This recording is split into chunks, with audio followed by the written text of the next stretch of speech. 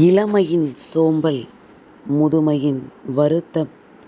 வேல்வேல் முருகா, வெற்றிவேல் முருகா. என் அன்பின் பிரியமே, இன்று இந்த கந்தன் என்னுடைய நெற்றி பொட்டை தொட்டு உனக்கான சந்தோஷத்தை பெற வந்திருக்கின்ற என் பிள்ளை. இன்று இந்த கந்தன் உன் வாழ்க்கையில் உனக்கான ஒட்டுமொத்த மகிழ்ச்சியையும் தர வந்திருக்கின்றேன். எங்கே எனக்கு அந்த சந்தோஷம்? எப்பொழுது அதை கொடுக்கப் போகிறாய் என்று கேட்டுக்கொண்டிருக்கின்ற என் பிள்ளைக்கு எப்பொழுதோ உனக்கு சந்தோஷம் உன் வாழ்க்கையில் வந்து விட்டது. ஆனால் அது ஏன் வந்தது, எப்படி வந்தது, யாரால் வந்தது என்று தெரியாமல் நீதான் அங்கே விழிபிதுங்கி நின்று கொண்டிருக்கின்றாய். என் பிள்ளையே, உன்னை சுற்றி நடக்கின்ற விஷயங்கள் எல்லாமுமே எதனால் வந்தது என்று தெரியாமல் நீ படுகின்ற கஷ்டங்கள் உன்னை இந்த வாழ்க்கையில் எப்பொழுதுமே ஏதாவது ஒரு விரக்தியின் உச்சத்திற்கு தள்ளத்தான் முயற்சிகளை செய்கின்றதை தவிர இதுவெல்லாம் இயல்புதானே, இதுவெல்லாம் இயற்கைதானே, எப்படி இருந்தாலும் நாம் இதனை எதிர்கொண்டுதானே ஆக வேண்டும் என்பது போன்ற எந்த ஒரு உணர்வையும் உனக்கு கொடுக்கவில்லை. அப்படி கொடுத்திருந்தது ஆனால் என் குழந்தை, என்றோ இந்த வாழ்க்கையின் வெற்றியை நீ ருசி பார்த்திருப்பாய். அந்த ருசியை இனிமேலாவது பார்க்க வேண்டும் என்று நீ நினைக்க வேண்டும். எப்பொழுதுமே உனக்கான நன்மைகளும் உனக்கான சந்தோஷங்களும் எந்த நேரத்திலும் உன்னை வந்து சேர்ந்து விடும். அதை நீ எப்படி எதிர்கொள்கிறாய் என்பதனை பொறுத்து அது உன் கைவசமாக இருக்கும். கந்தன் ஆரம்பத்தில் உன்னிடத்தில் என்ன விஷயத்தை சொன்னேன் என்று உனக்கு ஞாபகம் இருக்கின்றதா? என் பிள்ளையே, இளமையில் நீ சேமிக்க தவறினாயானால் முதுமையில் வருத்தப்பட வேண்டிய நிலை நிச்சயமாக வரும் என்று. எதனால் இதை நான் சொன்னேன் என்று உனக்கும் புரியும். எப்பொழுதுமே நமக்கு கையை நம்பி இந்த பணமோ செல்வம் நிச்சயமாக இருக்க வேண்டும். நாளை யாரிடத்திலும் கையேந்தி நிற்க வேண்டிய ஒரு நிலைக்கு எப்பொழுதுமே நீ வந்துவிடக்கூடாது. இந்த வாழ்க்கை உனக்காக என்ன கொடுக்கின்றதோ அதை சர்வ நிச்சயமாக தெளிவாக நீ பெற்றுக்கொள்ள வேண்டும். இல்லாத பட்சத்தில் எதுவுமே உனக்கு கிடைத்திருக்கக்கூடிய வாய்ப்புகள் மிகவும் குறைவு. இப்பொழுதிருக்கின்ற இந்த மனிதர்கள் பணம் ஒன்றையே தனக்கு குறிக்கோளாக கொண்டு வாழ்ந்து கொண்டிருக்கின்ற இந்த நேரத்தில் அது இல்லை என்றால் எதுவுமே செய்ய முடியாது என்கின்ற கட்டாயமும் இருக்கின்றதல்லவா? இப்பொழுது சேமிக்க தவறி அதனை நீ வந்த வழி போன வழி என்று செலவு செய்து கொண்டிருப்பாயானால் நாளை உனக்கு வயதாகும் பொழுது தள்ளாடுகின்ற நேரத்தில் யாரும் உதவி செய்ய வர மாட்டார்கள். ஆனால் இந்த பணம் உன்னை அந்த நொடியில் காப்பாற்றும் என்பதுதான் உண்மையும் கூட. என் குழந்தையே, ஒவ்வொரு முறை நீ சிரிக்கும் பொழுதும் இருதயத்தில் இருக்கின்ற ஒட்டடை அடிக்கப்படுகின்றது, அதாவது தூய்மைப்படுத்தப்படுகின்றது. வாழ்வின் மீது இயற்கை தெளித்த வாசனை தைலம்தான் இந்த சிரிப்பு. மரணத்தை தள்ளி போடக்கூடிய ஒரு மார்க்கம்தான் இந்த சிரிப்பு. சிரிப்பு இல்லாத வாழ்க்கை சிறகு இல்லாத பறவைக்கு சமம்.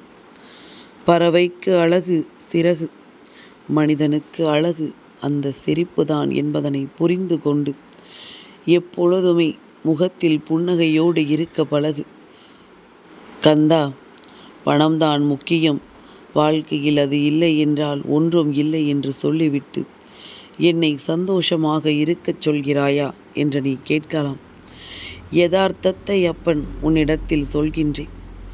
வாழ்க்கையின் யதார்த்தம் என்னவென்று புரிந்து கொண்டவர்களுக்கு தன்னை சுற்றி வருகின்ற விஷயங்கள் எல்லாம் இவ்வளவுதானா என்பது நிச்சயமாக புரிய வந்துவிடும். இந்த மனிதன் எதை நோக்கி நம்மை தேடி வருகிறான் என்பதும் நிச்சயமாக உனக்கு தெரிய வந்துவிடும்.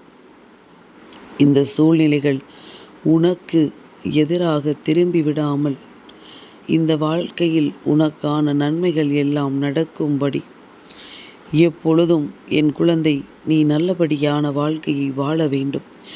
எதுவாக இருந்தாலும் அது அதற்கு அடுத்தபடி. இப்பொழுது உன் கைகளில் இருக்கின்ற இந்த நொடியை சந்தோஷமாக வாழ பழகிக்கொள். ஏனென்றால் முன்பு போலெல்லாம் இப்பொழுது இல்லை. என் குழந்தையே, மனிதர்களை இன்று கண்ட மொழி மீண்டும் காண்பது என்பது கிடைக்காத ஒரு விஷயமாக மாறிவிட்டது. மீண்டும் வாழ்க்கையில் நடக்காத ஒரு விஷயமாக மாறிவிட்டது. அதனால் இந்த விஷயங்களை எல்லாம் சரியென புரிந்து கொண்டு அதையெல்லாம் என்னவென்று தெரிந்து கொண்டு அதற்கு ஏற்றது போல என் குழந்தை இந்த வாழ்க்கையை மகிழ்ச்சியோடு ஏற்றுக்கொள்ள தயாராக இரு. என் பிள்ளையே, தனியாக வாழ வேண்டும் என எப்பொழுதுமே தயாராக இருக்க வேண்டும். ஏன் தெரியுமா? சிலர் திடீரென்று தன்னுடைய மனநிலையில் மாற்றங்களை கொண்டு வருவார்கள். இன்று நீ அவர்களுக்கு முக்கியம், நாளை நீ அவர்களுக்கு ஒன்றுமே இல்லாததாக மாறிவிடலாம். இதுதான் உண்மையின் வாழ்க்கை நிலவரம் கூட. எவ்வளவுதான் வாழ்க்கை உன்னை எந்த திசையை நோக்கி நகர்த்தி சென்றாலுமே என் பிள்ளை, சட்டென்று மனம் உடைந்து விடாமல், சட்டென்று எந்த ஒரு விஷயத்தையும் விட்டு விடாமல், உனக்காக இந்த வாழ்க்கை கொடுக்கின்ற உண்மைகளை என்னவென்று தெரிந்து கொண்டு அதிலிருந்து நீ பெறக்கூடிய சந்தோஷத்தை முழுமன நிறைவோடு நீ பெற்றுக்கொள்ள தயாராக இரு. யாருடைய குணமோ யாருடைய எண்ணமோ உன்னை பாதிக்கக்கூடாது. இது உனக்கான வாழ்க்கை, உனக்கான சந்தோஷமான நேரம். அதை சந்தோஷமாக அனுபவிக்க நீ எப்பொழுதும் தயாராக இருந்து விட்டால் போதும். நல்ல மாற்றங்களும் நல்ல திருப்பங்களும் என்றும் உன்னை நல்லபடியாக வாழ வைக்கும் என்பதனை நீ தெரிந்து கொள்வாய். கந்தன் நடத்துகின்ற நாடகத்தில் என் பிள்ளையே, நீ நடித்து கொண்டிருக்கிறாய் என்பதனை மறந்து விடாதே. உனக்கு கொடுத்திருக்கின்ற வேடத்தை நீ சரியாக நடத்தி கொண்டிருக்கின்றாய். அதனால் நமக்கு ஏன் இப்படி நடக்கிறது, ஏன் நம் வாழ்க்கை இப்படி ஆகிவிட்டது என்று சொல்லி புலம்புவதை முதலில் நிறுத்தி, உன்னை சுற்றி நடக்கின்ற விஷயங்கள் அத்தனையுமே உன்னுடைய நன்மைக்குத்தான் என்பதனை நீ புரிந்து கொண்டால் போதும்.